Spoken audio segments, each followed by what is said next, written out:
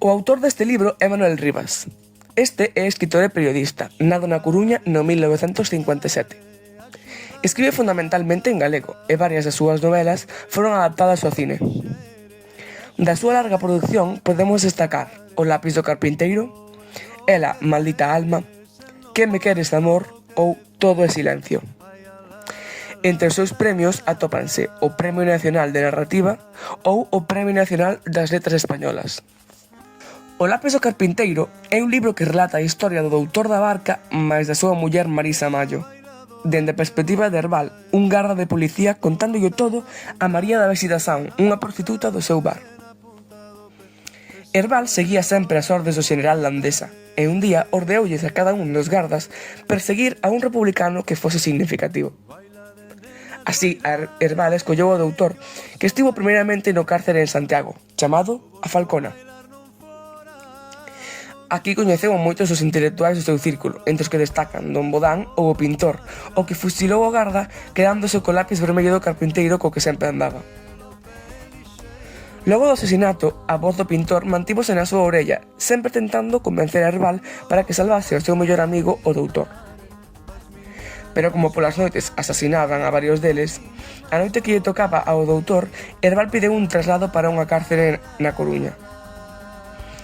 Aquí estiveron durante un tempo, o doutor actuando como doutor e Herbal pendente del. Outro día dos paseos foi Herbal o que decideu disparar a da Barca, facendo de tal forma que non morrera. Por último, trasládase en tren a un sanatorio de Valencia para curar aos pacientes do cárcere que tiñan tuberculose. No tren de ida atopouse coa súa muller, Marisa, e aquí tamén coñece a monxa Izarne e é apresado por mandar cartas cifradas ao exterior, impoñéndolle unha condea. Pero, cal será a condea que lle impuxeron ao doutor? Volverá a ver a súa muller algún día? E que será do futuro do doutor máis de Herbal? O doutor é o personaxe principal sobre o cal ocorre a historia, e el era un republicano que daba clases de medicina aos nemozos. Por culpa de ir en contra do réxime franquista foi apresado, e é un home moi humilde, empático e xeneroso, xa que a pesar da situación na que se atopa, fai un esforzo para tratar aos pacientes do cárcere para que non sufran. Provén dunha familia inmigrante cubana. Herbal é outro personaxe moi importante, xa que é el o que conta a historia. No comezo do libro descríbese a Herbal como un home calado e que sempre estaba no clube na barra. Porén, durante o tempo no que perseguía o doutor non era así, senón que era un home que, aínda que pertencía ao réxime, tentaba salvar o doutor. E facíao xa que lle tiñan amor-odio por estar salindo con Marisa, a cal tamén lle gustaba a garda. Marisa Mallo é a muller de da Barca, e dende o meu punto de vista é unha muller moi valente e forte, xa que é capaz de seguir vivindo con incertidume de non saber cal é o estado do seu home.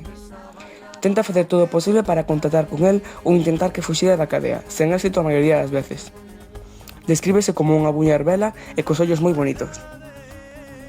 A monxa Izarne estaba no sanatorio en Valencia e, aínda que non pensaba o mesmo que o doutor no tema da religión, conectou moi ben con el, ata tal punto que o defendía. Esta axudáballe ao doutor cos pacientes e pasaban moito tempo xuntos. Descríbese como unha monxa cun hábito branco e moi amable. A voz do pintor aparece durante todo o libro e, dende o meu punto de vista, é un personaxe moi importante, xa que reflexa moi ben o sentimento de culpa do garda logo de telo matado. Aparece sempre nos momentos menos oportunos e tenta por todos os medios convencer a Herbal para que salve o doutor, conseguindo gran parte das veces. Ao contrario desta voz, tamén aparece o home de ferro, que intenta convencelo de que faga todo o malo. Recomendo este libro para a xente da nosa idade porque é sinxelo de ler e, ademais, ensina valores históricos dos que moita xente carece, permitindo aprender e saber algo máis sobre o pasado escuro de España. Tamén penso que é un libro para reflexionar sobre o mal que se vivía nesas épocas e o inexistentes que estaban os dereitos humanos, así como o presente que estaba a censura, producíndose tamén moitas mortes e familias desfeitas.